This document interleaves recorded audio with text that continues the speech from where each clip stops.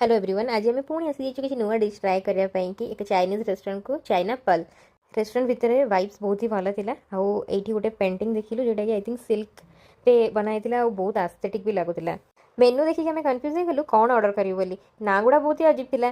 किसी ऑर्डर करने पूर्व आमको मिलगला सालाड। तो सालाड खाई आम भाविलु ये रेस्टोरेंट किसी स्पेशल डिशेस सब ट्राए कर कौन कौन आम खाइलु और डिशेस ना सब कौन कौन वीडियोटा लास्ट देखूँ मुझे आपको कहबी।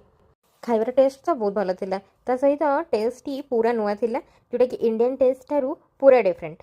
जदि आपण मानक आम दी जन वीडियो गुड़ा भल लगुच चैनल को सब्सक्राइब करूँ, फेसबुक रे देखुले फॉलो करूँ। वीडियो को लाइक शेयर सब्सक्राइब करने कि जमा भी भूलें। फर्स्ट आम ऑर्डर करूँ शलोनी स्टिक जोटा कि मशरूम बेस्ड स्टिक थिला। Taste is also very good.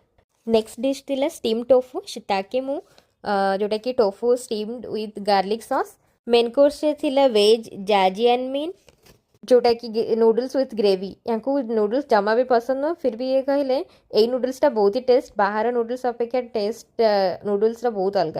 Finally dessert रे आमे खाइलु coco panna cotta mango base with coconut flavour so good.